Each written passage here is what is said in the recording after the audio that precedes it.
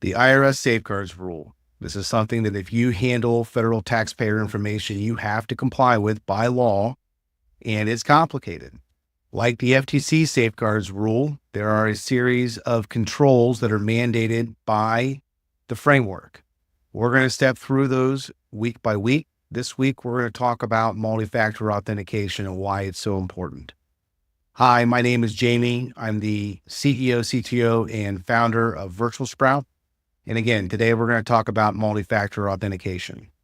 Everybody's experienced it. You log into a bank app, you're sure to get some additional challenge to your authentication that in some terms is multi-factor. What we're talking about is a little bit stronger than that. The recommendation is to use an actual authentication application, or in some instances, there's a technology called passkey.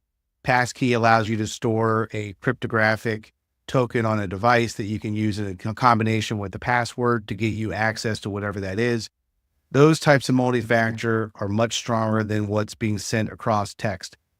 Little unknown fact, text messages generally are traveling across the carrier networks unencrypted and are very easy to lift off the network and use against you in an attack. So try not to use the text messages. Sometimes applications only support the text messaging and you're stuck with it.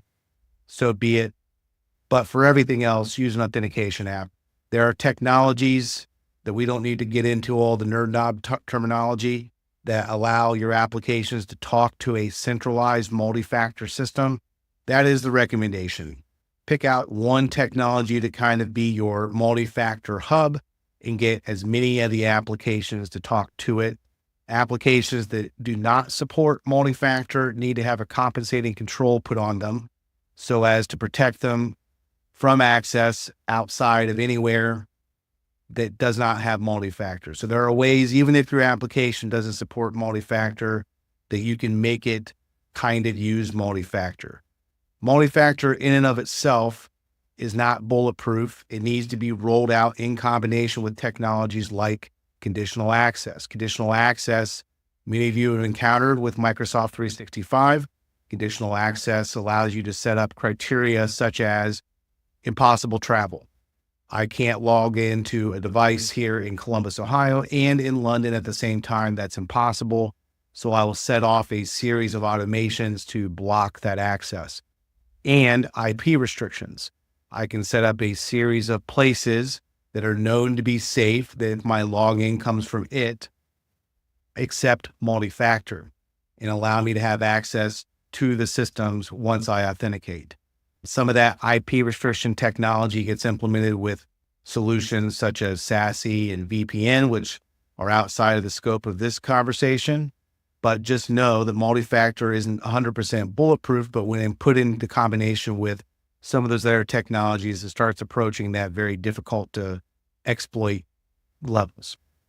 Multi-factor, when they talk about it in the context of these rules, is really everywhere. It's not just I have it on Microsoft 365. It's not just I have it on one application. It's I need it on my desktop. I need it to be used on my cloud-based applications, including Microsoft 365, truly everywhere.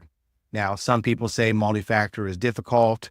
I don't want to have that second piece of information. I may have employees that are resistant to using their cell phones or their personal devices because I'm not supplying them with the device. And so there's this pushback against the multi-factor. This is a requirement, and there are ways around even using that personal device if you do not supply someone with a cell phone. There are actual physical tokens that are USB based that can be used for that second factor. There are a lot of times on some of the newer devices, biometric readers, fingerprint scanners, there's facial recognition. Some of those other technologies can be used as your second factor. It just very much depends on the technology for multi-factor that you're implementing, but you can get around some of that. But the news is you have to comply. There are serious penalties and fines associated with not complying, not to mention that you're putting your client's data at risk. So multi-factor, fantastic way to protect yourself, could be made very, very bulletproof if implemented in conjunction with technologies such as conditional access and IP restrictions. get compliant.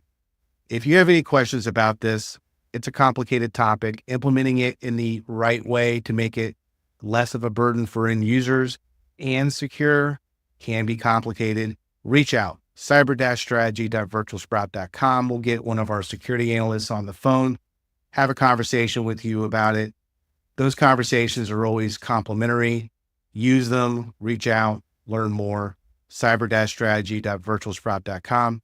As always, stay safe.